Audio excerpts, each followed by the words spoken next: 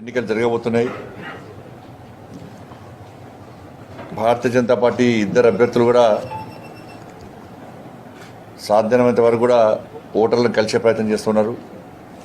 Bharatiya Janata party రాష్ట్ర నాయకులు, జిల్లా నాయకులు, కార్యకర్తలు కూడా జోష్గా పనిచేస్తున్నారు. మనం నిన్నగాక మొన్ననే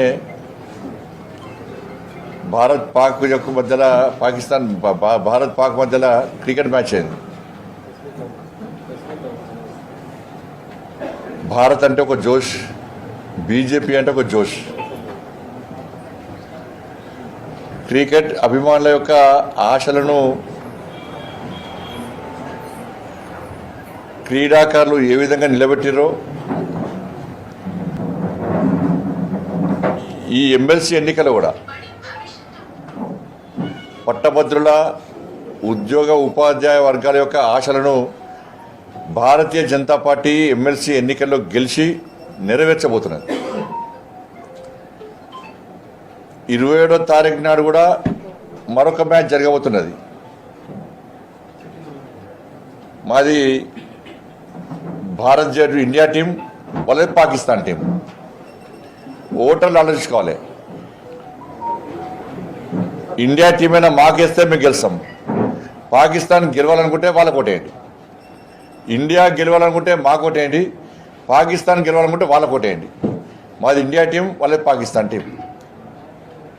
ఆలోచించుకోండి. ఎవరు మీ ఆశలు నెరవేరుస్తారో ఆలోచించి ఓటేయండి.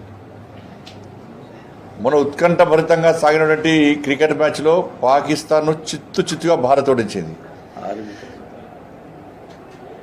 27వ తారీఖు జరిగే ఎన్నికల్లో కూడా ఆ మ్యాచ్, పొలిటికల్ మ్యాచ్లో కూడా కాంగ్రెస్ పార్టీని చిత్తుగా ఓడించడానికి భారతీయ జనతా పార్టీకి అవకాశం ఇవ్వండి.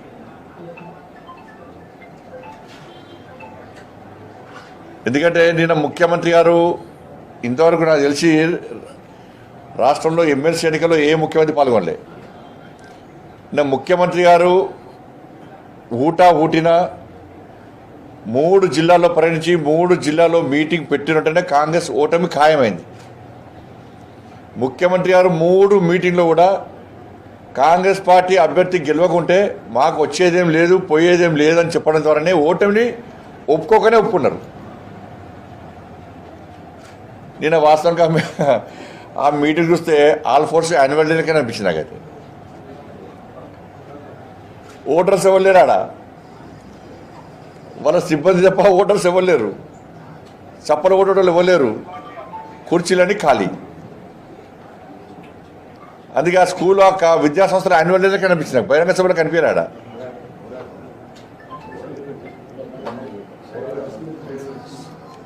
ఇవాళ అనేక విషయాలను ముఖ్యమంత్రి గారు ప్రస్తావించారు.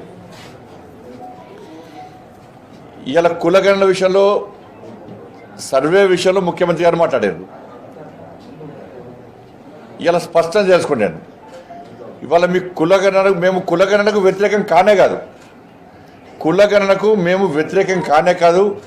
మీరు 42% బీసీలకు రిజర్వేషన్ ఇస్తుంటే దాన్ని పక్కా మేము స్వాగతిస్తాము. కానీ మీరు ఇచ్చేది ఉపాధి రంగాల్లో మాకు ఇచ్చేది ఎంత? బీసీలకు ఇచ్చేది ఇంతకుముందు 27% ఉండే, ఇప్పుడు కేవలం 5% మాత్రమే ఇస్తున్నారు. అంటే 32% ఇస్తున్నారు మాకు. ఇంకా 10% ముస్లింల రిజర్వేషన్ మాకెందుకు ఇస్తారు?